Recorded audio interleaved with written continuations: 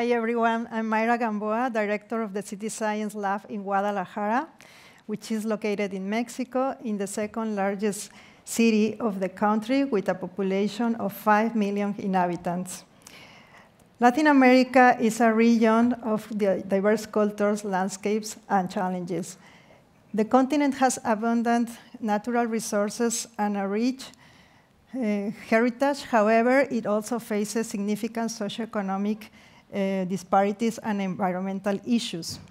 Approximately 8% of the global population inhabit in this region, and 25% of the urban population lives in informal settlements. These settlements are established outside territorial regulations and framework, and under these conditions, housing usually lacks of security of tenure, limited access to drinking water, and also absence of nutritious foods, and confronting energy poverty.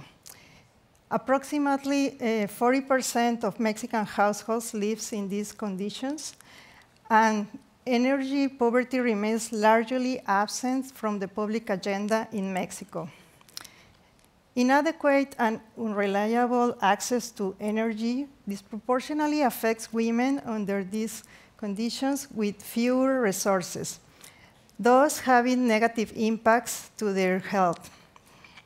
Resolving energy poverty requires more than just expanding electricity supply. It must also be approached with a focus on gender equality.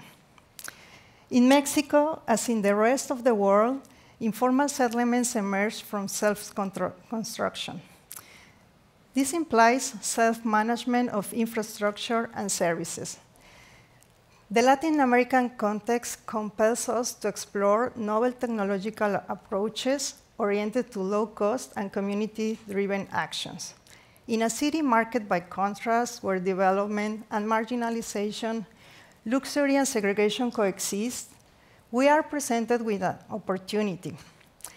Despite the shortcomings faced in these communities, it is evident that they generate significantly lower carbon footprint compared to what we observe in other contexts, consumer sectors. This implies that these communities can evolve into more sustainable and resilient communities. For instance, they use public transportation, they walk, they use and reuse water several times until final disposing. But then, what can we do to improve the living conditions of these communities? That's the challenge. In our university, we are implementing many actions oriented to our energy transition as a means to address climate change. We are implementing different formal solutions, such as introducing solar panels, use of electrical vehicles, and recycling systems. We are doing all that. Nevertheless, we must also explore alternative ways to address community-level needs and extend these positive impacts to our surrounding neighborhoods. One example is the work we are doing with the community of Lomas del Centinela. Here, the collaboration with the community involves developing and co-deploying low-cost distributed energy technologies that local residents can easily adopt and implement. Some of these examples include these, like community gardens, also educational programs with kids at very early stages, and workshops of solar food dehydrators. These technologies enable food preservation and establishment of circular economies.